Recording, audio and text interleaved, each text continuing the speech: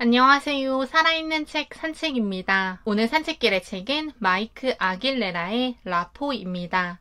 아동학을 전공하고 학생들을 가르치는 일을 하면서 저는 라포라는 단어를 많이 접했습니다. 하지만 생각보다 많은 사람들이 라포에 대해서 정확히 모르고 라포 형성의 중요성을 모르고 있다고 합니다. 책의 옴기니의 말에서도 대다수 사람들이 라포라는 말을 처음 들었을 것이라고 하는데요. 들어봤어도 그 의미를 잘 알지 못하는 경우가 많다고 합니다. 그래서 오늘의 책을 소개하게 되었으며 이 책은 라포가 무엇인지, 왜 라포가 중요한지, 어떻게 라포 형성을 해야 하는지를 정리해주고 있습니다. 라포라는 단어는 우리나라 말의 한 단어로 번역되기가 쉽지 않습니다. 그래서 외래어처럼 라포라는 단어를 그대로 사용하는데요. 이 책을 옮긴 이는 라포를 한마디로 마음을 기꺼이 열 수 있는 정도의 교감이라고 합니다. 쉽게 이야기해서 처음 만나고 대화 몇 마디를 나누었는데 오래 만난 친구 같은 느낌을 갖거나 이야기가 잘 통한다고 느끼는 것이 라포라고 할 수 있습니다. 동기부여 전문가 토니 로빈스는 상대방의 세계에 들어가 당신이 그를 이해하고 강력한 유대감을 갖고 있다고 느끼게 만드는 능력을 라포라고 합니다. 라포를 형성함으로써 경계심의 벽을 무너뜨리고 낯섦을 줄여준다고 생각하면 쉽겠습니다. 책의 저자 마이크 아길레라는 커뮤니케이션 전문가라고 합니다. 특히 잠재의식 커뮤니케이션 기법과 전략, 라포 기술의 권위자로 널리 인정받고 있다고 하는데요.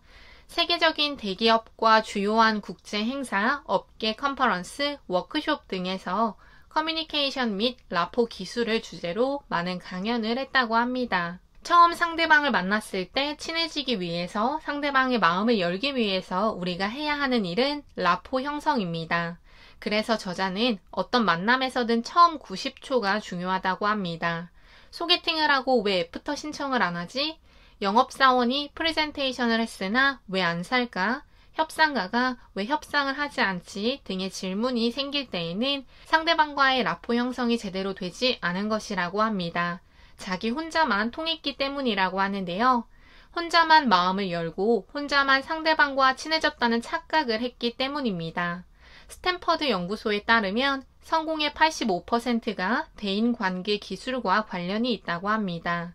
이 대인관계 기술 중 가장 중요한 것이 라포 형성이라고 저자는 말하고 있습니다. 저자는 책을 통해 즉각적인 라포 형성 공식 5단계를 제시합니다. 만나기 전에 적절한 사고방식과 태도를 갖추는 것, 첫 만남에서 효과적으로 라포를 형성하는 방법, 대화를 할 때 필요한 기술, 라포 형성을 위해 필요한 질문 스킬, 마지막으로 만남 이후의 행동에 대해서 다루고 있습니다. 소개하고 싶은 부분 위주로 말씀드리겠습니다. 만나기 전에 사고방식과 태도에서 저자가 제시한 것 중 가장 중요한 것은 내가 상대방과 라포 형성을 할 수 있다는 믿음, 긍정적인 사고방식입니다. 무조건 라포가 형성되어 있다고 가정하라고 합니다. 저 사람이 나를 싫어하면 어쩌지? 내 제안을 거절하면 어쩌지? 내가 마음에 안 들면 어떻게 하지? 라는 생각은 드러나기 마련이라고 하는데요. 따라서 무조건 라포가 형성되어 있다고 생각하는 것이 중요합니다. 또 상대방이 좋은 사람이라고 기대하라고도 합니다. 그럼 상대방의 좋은 면에 집중하게 된다고 합니다. 친절은 기본이며 인식 요소를 인식하라고 하는데요.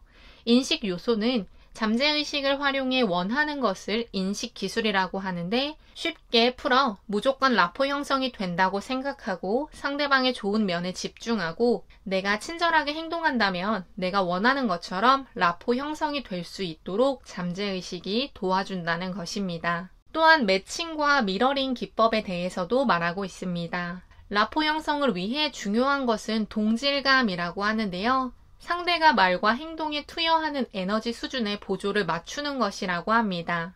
상대의 자세와 몸동작에 나의 움직임을 일치시키고 거울처럼 반영하는 것이 매칭과 미러링이라고 합니다. 책에서도 나오듯 너무 똑같이 따라하면 상대방이 기분 나빠하지 않을까요? 라는 질문에 그렇지 않다고 이야기하고 있으며 자연스럽게 상대방을 맞춰가면 된다고 합니다. 그리고 투영에 대해서도 말하고 있습니다. 투영은 우리가 자신에게 가진 호감의 정도와 동일하게 상대가 나에게 가지는 것을 의미합니다. 내가 나를 좋아해야 상대도 나를 좋아한다는 것을 어려운 용어로 투영이라고 보면 됩니다. 메라비언의 법칙을 많은 분들이 알고 계실 텐데요. 비언어적인 부분 93%가 첫인상을 좌우한다는 것입니다. 이처럼 보디 랭귀지는 라포 형성에서도 중요한데요. 앞서 이야기했듯 매칭과 미러링을 통해 상대의 행동을 자연스럽게 따라하고 적절한 시선 처리가 중요합니다. 대화를 나누는 50%에서 75%는 상대방과 눈을 마주쳐야 한다고 합니다. 시선을 돌릴 때에는 위로 올리는 것은 절대 안 된다고 합니다. 악수를 건넬 때 서로의 오른쪽 어깨가 마주하게 중립적인 포지션을 취하며 적절한 강도로 악수를 건네라고 합니다. 명함, 계약서, 발표 자료 등을 건네주거나 받을 때 역시 귀중한 것을 다루듯 해야 한다고 하며 특히 받았을 때는 꼼꼼하게 살펴보는 모습을 보여주는 것이 필요합니다. 그래야 상대방이 존중받고 있다는 느낌을 받고 나에 대한 신뢰를 형성하고 라포가 만들어질 수 있다고 합니다. 라포 형성을 위해서는 대화를 할 때 상대방이 시각에 의존하는지, 청각에 의존하는지, 체감각에 의존하는지를 파악하라고 합니다.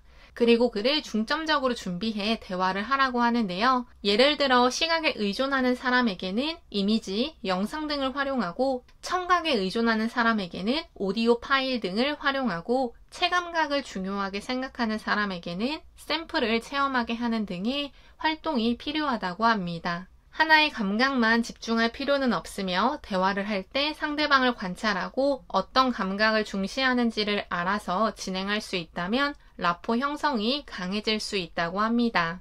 또한 대화를 하면서 피해야 하는 표현들도 저자는 말하고 있습니다. 무엇을 희망한다 라는 의심의 표현, 하지 마세요 라는 걱정과 불안의 표현, 시도해 보겠습니다, 뭐뭐 해보겠습니다의 신뢰 약화 표현, 해야만 합니다. 강제성과 통제성 표현, 그러나 라는 접속사를 사용하는 갈등 표현, 단지라는 단어가 나타내는 중요성 악화 표현, 만약에 라는 부정적 사고 표현은 사용하지 말라고 합니다. 대신 상대가 확신을 가질 수 있게 하는 무엇 하는 경우에는 무엇 할 때는 저에게 연락 주십시오와 같은 단어를 사용하라고 합니다. 또 이유는 잘 모르지만 연구 결과 전략적으로 효과를 볼 수 있는 왜냐하면과 무엇 하기 때문이다 라는 표현도 사용하라고 합니다. 세상을 보는 기준을 파악하는 파워 퀘스천에 대해서도 이야기하고 있습니다.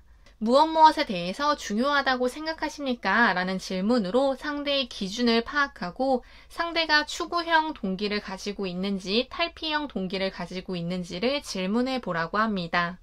성취, 목표, 해결책 등을 위해 어떤 일을 하는지, 고통이나 곤란을 벗어나기 위해서 어떤 일을 하는지를 파악하는 것은 중요합니다. 일을 하거나 구매를 하거나 협상을 하거나 공부를 할 때 일을 하게 된 이유가 무엇인지를 물어보는 것도 필요하고 닮은 점부터 보는지 다른 점부터 보는지를 파악하는 질문도 해보라고 합니다. 두세 가지 물건 사이에서 어떤 관계가 있는지를 질문해 보며 그를 통해 우리는 상대방이 무언가를 인지하고 설명하는데 어떤 방식을 선호하는지를 알 수 있다고 합니다.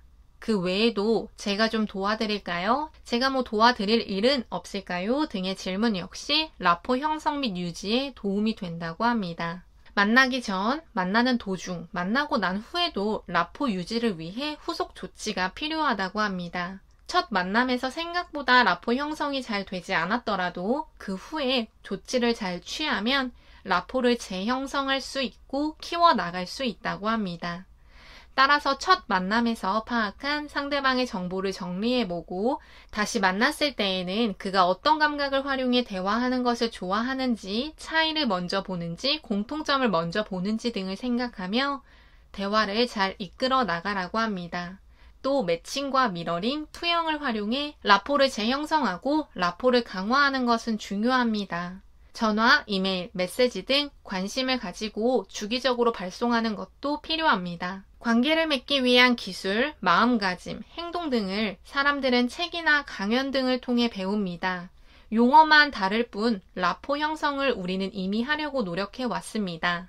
개인적으로는 온라인상에서 화상 강의를 진행하기 때문에 가상 공간에서의 라포 형성을 위해 저자가 제시하는 부분들 중 어느 정도 활용할 수 있지만 조금 더 생각해 보아야 하는 부분도 있다고 개인적으로는 생각이 들었습니다. 누군가와 새로운 관계를 맺어야 하는 시점이 왔을 때 라포라는 단어를 기억하고 어떻게 해야 첫 만남이 잘 이루어질까를 생각해 보면 좋겠습니다. 오늘 산책길의 책은 라포였습니다. 감사합니다.